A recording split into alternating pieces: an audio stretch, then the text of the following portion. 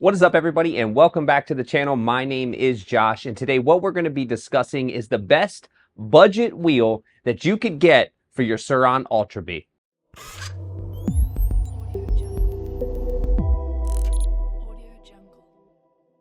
So if you guys are new here, I want to say thank you for stopping by the channel. If you could, hit that like button at some point in the video. If you like the video, consider scrolling down a little bit and subscribing to the channel so you could come along for more videos about the Surron Ultra Bee along with all the other stuff that I do here on the channel. So if you're anything like me, then what you have found out after you purchased your Surron Ultra Bee is that it is expensive to upgrade. And I wanted to kind of dig into some of the information as to why some of these parts are so much more expensive than the others. Initially, the thought is, well, if I'm spending more money, I'm getting a better product. And if I'm spending more money, then I'm getting a higher quality product.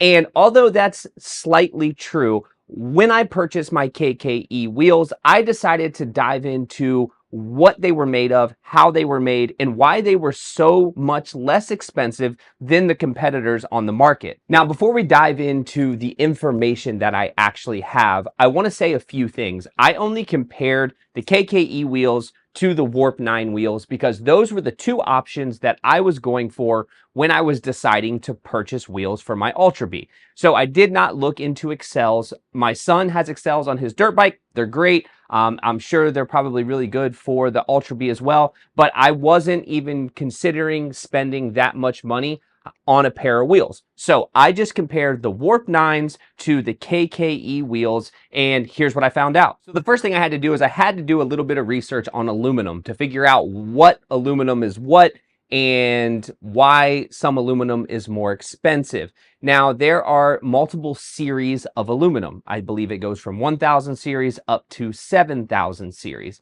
and that's where the differences start to come in. So for the KKE hub, it is a 6000 series aluminum. The Warp 9 hub is a 7000 series aluminum.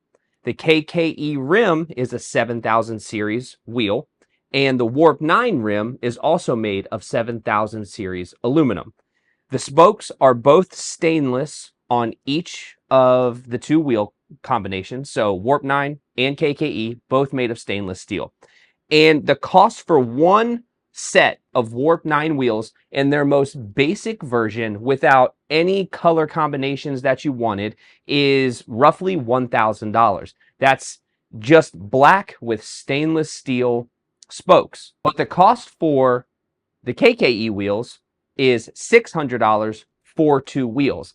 And the KKE wheels come in pretty much any color combination that you could ask for, as well as it comes standard with a rim lock. If you wanted to get a Warp 9 wheel with a rim lock, that's going to cost you an extra 20 or 30 bucks. Now, what is a rim lock? A rim lock simply holds your tire on the wheel and keeps it from spinning when you're at high torque, when you're really on the throttle. It keeps that tire from spinning off the wheel. It sits between the rim and the tire, and it holds the bead of the tire on the wheel. And it's just a little hole that is put into the wheel so your rim lock can pop through it, you can tighten the nut, and you can hold everything in place for when you're taking off on high-speed adventures. So the one thing that I don't know is where these two wheels are made. Obviously, if the KKEs are made in China, it's going to be cheaper. If Warp 9 is made in America, obviously it's going to be more expensive. And I don't know the answer, the true answer to either of those questions. You can Google it yourself and try to figure it out.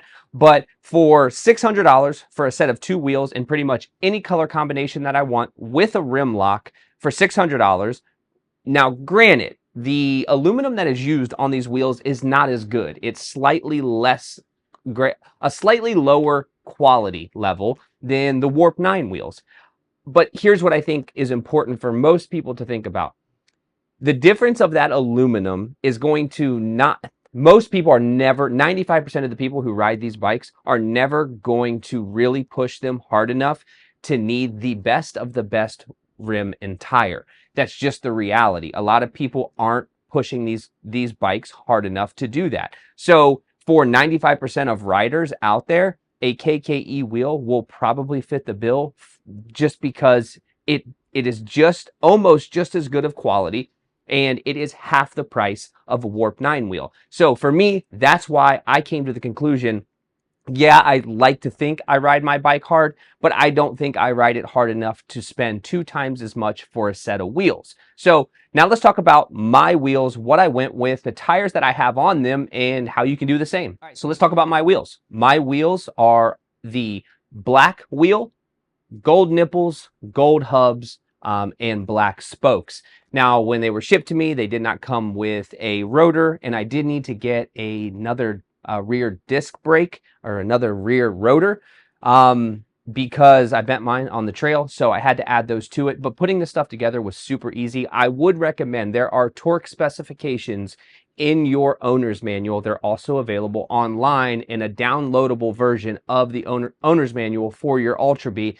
Make sure you're following proper torque specs. If you've never really worked on a motorcycle or you've never worked on any of these bikes, you want to make sure when you take everything off and you put it back together, it's not going to fly off when you're headed down the trail. So definitely take that into consideration and take the extra time to get a torque wrench, find the torque specs, and put everything together. But for me, it was super easy to put on, everything mounted right up, and the wheels ride really well. I have not taken them on a trip yet. I have not gone on a trail yet. I've just been riding around in the backyard. We're building a small little motocross track in the backyard for my son to practice on, so I will get a lot more track time on my bike, but really the type of riding I do is just trail riding.